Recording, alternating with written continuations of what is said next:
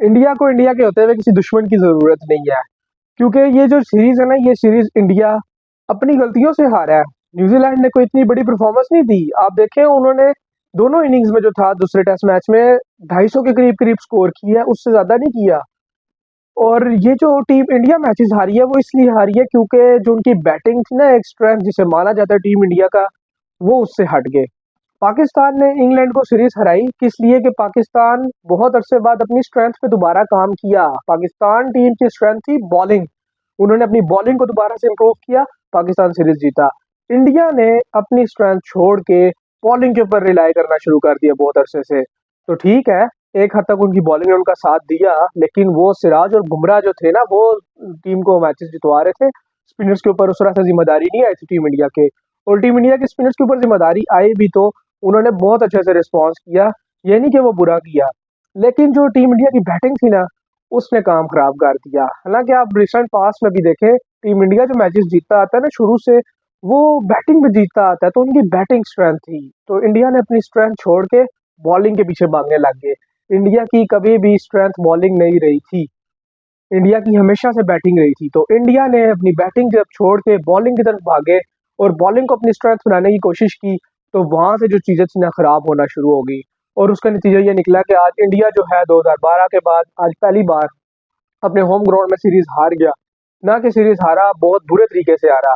अब जो है तीसरा टेस्ट, वो न्यूजीलैंड जोर लगाएगा वाइट वॉश की तरफ। क्यों? क्योंकि ये जो है वर्ल्ड टेस्ट चैंपियनशिप चल रही है, इसमें उनके लिए हर मैच इंपॉर्टेंट है, हर पॉइंट इंपॉर्टेंट है।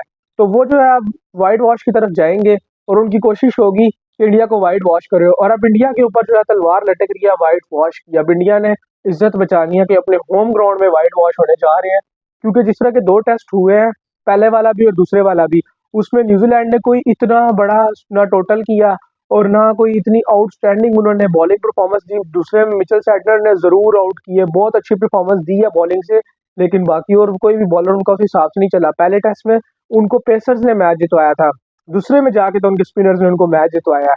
तो आप देखें कि चीजें काफी ज्यादा डिफरेंट हुई हैं। तो इंडिया को क्या करना है अब इंडिया को अपनी इज्जत बचाने के लिए खेलना है और वाइट वॉश से बचने के लिए खेलना है। अब जो है उनके सर पे जो तलवार लटक रही है तीसरे टेस्ट में, वो ये लटक रही है कि भाईजान वाइट वॉश ना हो जाए। तो वाइट वॉश के खतरे से बचने के लिए जो है इंडिया जो हड़बड़ा सकता है और कुछ भी गलत कर सकता है तीसरे टेस्ट में।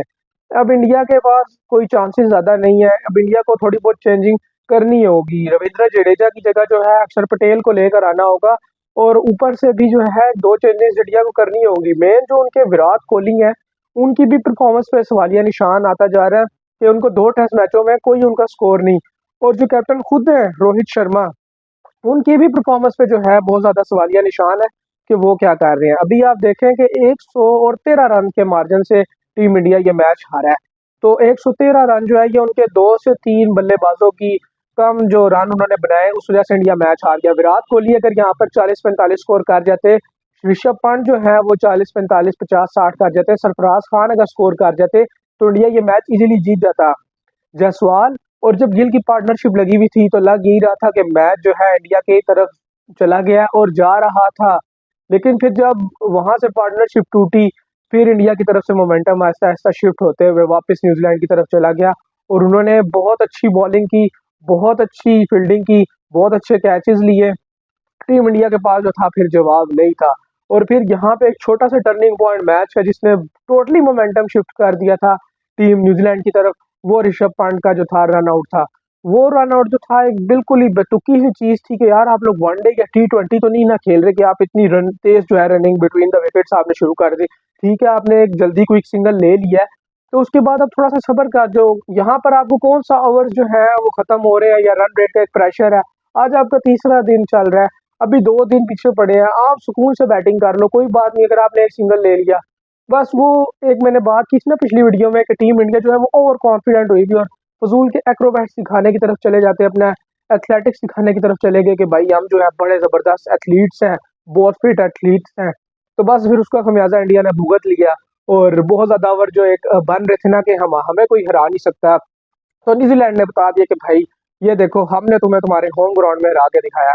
और अब जो है न्यूजीलैंड ने बाकी टीम्स को भी ये बताया है कि आप जो है इंडिया को इंडिया में हरा सकते हो, कोई इतना मुश्किल नहीं है। सिर्फ उसके लिए आपको करना क्या है, एक स्ट्रॉन्ग माइंडसेट चाहिए और जिस तरह इंडिया करता है आपने उसी चीज़ को फॉलो करना है। अब इंडिया ने स्पिनिंग ट्रैक्स बनाए तो न्यूजीलैंड ने ये चीज़ बताई है दुनिया को, बाकी टीम्स को बताया कि भाई आप भी स्पिनर्स लेकर आओ और अपने स्पिनर्स के थ्रू जो है इंडिया को फंसाओ।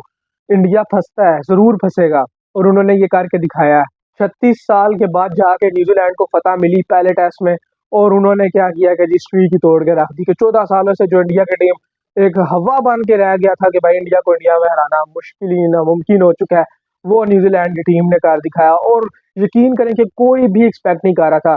मैं और जो इंडियन क्रिकेट टीम्स के फैन हैं और भी जितने लोग हैं क्रिकेट एक्सपर्ट्स वगैरह सारे यही बात कर रहे थे कि यार न्यूजीलैंड का तुक्का लग गया। पहले टेस्ट मैच में बारिश की वजह से मैच खराब हुआ, न्यूजीलैंड के पेसर्स ने आके काम दिखा दिया, तो अब तो न्यूजीलैंड के स्पिनर्स ने भी आके काम दिखा दिया और न्यूजीलैंड की टीम ने बता दिया, और उनके कैप्टन ने टॉम लेथम ने बहुत अच्छी कैप्टनसी की और उन्होंने ये बता दिया कि भाई हम तुक्के पे पहला मैच नहीं जीते थे, हम लड़के जीते थे। इस दूसरे मैच की फतह ने बहुत सारे लोगों के मुंह को जो है ना और बोलतियों को बंद कर दिया है मुकम्मल तरीके से, और उन्होंने बता दिया है टॉम लेथम ने कि भाई न्यूजीलैंड है जिसको तुम लोगों ने बिल्कुल साइड लाइन कर दिया था, कुछ समझ नहीं रहे थे, उन्होंने बता दिया है कि कैसे इंडिया को इंडिया में हराना है और कैसे इंडिया से सीरीज जीतनी है। तो ये जो न्यूजीलैंड की ये फतह थी ये बहुत बड़ी फतह थी, और ये न्यूजीलैंड क्रिकेट हिस्ट्री में एक बहुत बेहतरीन तरीके से लिखा जाएगा, सुनहरे रूप से वो लोग लिखेंगे कि क्या ज़बरदस्त उन्होंने ये एक बड़ी माइटी इंडिया टीम के खिलाफ उन्हीं के होम ग्राउंड में सीरीज ली।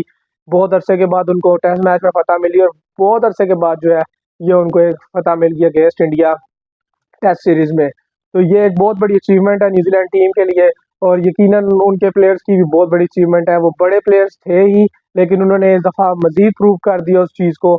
और इनके जो दूसरे टेस्ट मैच है इसके हीरो जो है वो मिचेल सैटनर को ही माना जाएगा, जिन्होंने क्या ज़बरदस्त बॉलिंग की। पहली इनिंग में भी उन्होंने 7 आउट कर दिया और दूसरी इनिंग में भी उन्होंने 5 से 6 खिलाड़ियों को आउट कर दिया।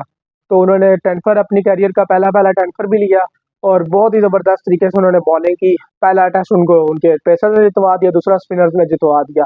तो बैटिंग उनकी भी उस तरह क्लिक नहीं की। आप देखें इंडिया जो ये मेन हारा है वो सिर्फ और सिर्फ बैटिंग ना चलने की वजह से हारा। अगर इंडिया की बैटिंग चल जाती तो इंडिया जो था ये मैचेस इतनी आसानी से नहीं हारता था। मैं यही बात करता कि इंडिया को इंडिया में हराना वो बहुत ज़्यादा मुश्किल है। तो वो न्यूजीलैंड ने इजी करके दिखा दिया। उन्होंने कहा कि इनकी बैटिंग स्ट्रेंथ है ना, हम उसी को तोड़ेंगे, और इंडिया जो था उन्होंने इजी कर दिया कि ये लो भाई तुम हमारी बैटिंग स्ट्रेंथ को तोड़ो, और उन्होंने तोड़ के रख दिया। अगर इंडिया अपनी स्ट्रेंथ को ना छोड़ता, अपनी स्ट्रेंथ पे कायम रहता, अपनी बैटिंग पे कायम रहता, बैटिंग को इम्प्रूव करने की कोशिश करता और ये बॉलिंग के पीछे ना भागता कि हम जो है बॉलिंग से मैच जीत जाए, तो इंडिया जो था ये मैचेस ज़रूर जीतता और सीरीज भी जीतता। लेकिन अफसोस इंडिया ने अपनी स्ट्रेंथ छोड़ दी और भागे बॉलिंग के पीछे कि हम बॉलिंग से मैच जीत जाएंगे।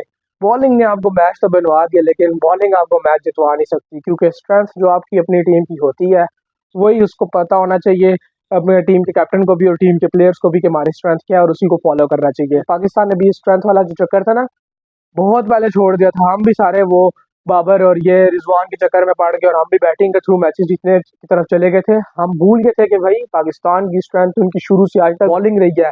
सईद अजमल, अब्दुल रहमान, जुल्फिकार बाबर, बिलाल आसिफ, ये वो नाम है कि जिन्होंने हमें स्पिनर से मैचेस जितवा के दिए। टेस्ट मैचेस दुबई में जो हम फंसाते होते थे, लेफ्ट आर्मर अब्दुल रहमान लगे हुए हैं, जुल्फिकार बाबर लगे हुए हैं, बिलाल आसिफ आ गए, कितने जो हमारे पास जो स्पिनर थे जिन्होंने हमें मैचेस जितवाए, यासिर शाह आ गए जिन्होंने हमें टेस्ट मैचेस जितवाए। तो स्पिनिंग हमारा एक बहुत मजबूत वेपन रहा है फास्ट में कि जिसने हमें मैचेस जितवाए हैं। तो अब वो वेपन हमने दोबारा से इस्तेमाल किया साजिद खान और नुमान अली के थ्रू, तो हम मैचेस जीते दोबारा से। तो क्या था, हम अपनी स्ट्रेंथ और बेसिक्स की तरफ दोबारा आए। टीम इंडिया ने स्ट्रेंथ और बेसिक्स छोड़ दिए, अपनी बैटिंग की जो उनके समझे जाते थे। तो यही चीज़ है कि अपनी स्ट्रेंथ को समझें, अपनी बेसिक्स को समझें और स्टिक विद द बेसिक्स। आपको कोई टीम नहीं हरा सकती। तो जब आप अपनी बेसिक्स को और अपनी स्ट्रेंथ को छोड़ेंगे, जब आप भूल जाएंगे कि आप किस वजह से मशहूर है, आपकी टीम किस वजह से जीतती रही है, तो फिर आपके लिए जीतना बहुत ज़्यादा मुश्किल हो जाएगा। तो इंशाल्लाह जैसे ही तीसरा टेस्ट मैच भी होगा उस पर भी इसी तरह आप लोगों के साथ बातचीत जारी रखेंगे। तो इंशाल्लाह मिलते हैं आपसे नेक्स्ट वीडियो में, तब तक के लिए अल्लाह हाफिज़।